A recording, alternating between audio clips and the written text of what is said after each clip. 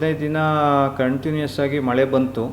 ಈಗ ನಿನ್ನೆ ಮತ್ತು ಇವತ್ತು ಒಂದು ಸ್ವಲ್ಪ ಬಿಸಿಲು ಬಂದಿದೆ. ಬಟ್ ಆದರೂ ನಮ್ಮಲ್ಲಿ ಬಹುತೇಕ ಕಾಟನ್ ಬೆಳೆ ಒಂದು 20,000 ಹೆಕ್ಟೇರ್ಗಿಂತ ಜಾಸ್ತಿ ಹಾನಿಯಾಗಿರೋದು ನಮ್ಮ ಅಗ್ರಿಕಲ್ಚರ್ ಡಿಪಾರ್ಟ್ಮೆಂಟ್ ಅವರು ಅಂದಾಜು ಮಾಡಿದ್ದಾರೆ. ಸೊ ಈಗ ಅದನ್ನ ಡೀಟೇಲ್ ಆಗಿ ಜಾಯಿಂಟ್ ಸರ್ವೆ, ಜಂಟಿ ಸಮೀಕ್ಷೆ ಆಗ್ತಾಯಿದೆ. ಪ್ರತಿ ಜಮೀನಿಗೆ ಹೋಗಿ ಅಲ್ಲಿ ರೈತರು ಡೀಟೇಲ್ ತೊಗೊಂಡು ಪ್ರತಿ ರೈತವಾರು ಎಷ್ಟೆಷ್ಟು ಲಾಸ್ ಆಗಿದೆ ಅಂತ ಅವರು ಲೆಕ್ಕ ಹಾಕಿ ಪರಿಹಾರ ತಂತ್ರಾಂಶದಲ್ಲಿ ನಾವು ಅಪ್ಲೋಡ್ ಮಾಡ್ತೀವಿ. ಕಾಟನ್ನು 20,000 ಹೆಕ್ಟೇರ್ಗಿಂತ ಜಾಸ್ತಿ ಆಗಿದೆ. ಈಗ ಜಂಟಿ ಸರ್ವೆ ಮಾಡಿದಾಗ ಅದಕ್ಕಿಂತ ಜಾಸ್ತಿನೂ ಬರ್ಬೋದು ಅಥವಾ ಸ್ವಲ್ಪ ಕಡಿಮೆನೂ ಬರ್ಬೋದು. ಅದೇ ರೀತಿ ತೊಗರಿ ಬೆಳೆ ಒಂದು 3,000 ಹೆಕ್ಟೇರು ಲಾಸ್ ಆಗಿದೆ ಅಂತ ರಿಪೋರ್ಟ್ ಇದೆ. ಸೂರ್ಯಕಾಂತಿ ಒಂದು 300 ಹೆಕ್ಟೇರ್ ಚಿಲ್ಲರೆ ಆಗಿದೆ.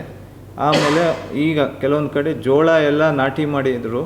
ಸೊ ಈ ಮಳೆಗೆ ಅದು ಎಫೆಕ್ಟ್ ಆಗಿದೆ ಅಂತಲೂ ಪರ್ಟಿಕ್ಯುಲರ್ಲಿ ಸಿಂಧನೂರು ಕಡೆ ಮಾಹಿತಿ ಇದೆ.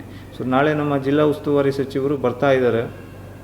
ಬೆಳಿಗ್ಗೆ 8:30-9 ಗಂಟೆ ಸುಮಾರು ಲಿಂಗ್ಸುಗೂರಿಗೆ ಬರ್ತಾ ಇದ್ದಾರೆ. ಲಿಂಗ್ಸುಗೂರಲ್ಲಿ ಬೆಳೆ ಹಾನಿ ಪ್ರದೇಶ ವಿಸಿಟ್ ಮಾಡಿ ಅಲ್ಲಿಂದ ಮಸ್ಕಿಯಿಂದ ಸಿಂಧನೂರಿಂದ ಮಾನ್ವಿಯಿಂದ ರಾಯಚೂರು ರೂರಲ್ಗೆ ವಿಸಿಟ್ ಮಾಡ್ತಾ ಇದ್ದಾರೆ.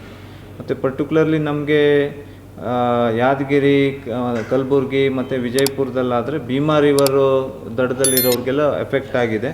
ಬಟ್ ನಮ್ಮಲ್ಲಿ ಆ ಥರ ಆಗಿಲ್ಲ. ಯಾಕಂದರೆ ಕೃಷ್ಣಾ ನದಿಯಲ್ಲಿ ಕಂಟ್ರೋಲ್ ಇದೆ. ಭೀಮಾ ನದಿ ನಮಗೆ ಕಾಡ್ಲೂರು ಹತ್ರ ಸೇರುತ್ತೆ. ಬಟ್ ಅಲ್ಲೂ ಈಗ ಇವತ್ತು ಕಡಿಮೆ ಆಗಿದೆ. ನಿನ್ನೆ ಅಷ್ಟೊತ್ತಿಗೆ ಭೀಮಾ ರಿವರಲ್ಲಿ 5 ಲಕ್ಷ ಕ್ಯೂಸೆಕ್ ಇತ್ತು.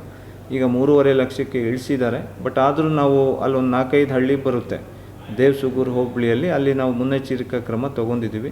ಜುರಾಲ ಡ್ಯಾಮ್ವರೆಗೂ ನಾವು ಕಂಟಿನ್ಯೂಸ್ ಟಚ್ ಇದ್ದೀವಿ. ಇಲ್ಲಿ ಜಾಸ್ತಿ ಇನ್ಫ್ಲೋ ಆದರೆ ಅವ್ರಿಗೂ ಜಾಸ್ತಿ ಗೇಟಿಂದ ಬಿಡೋಕ್ಕೆ ನಾವು ಹೇಳಿದ್ದೀವಿ.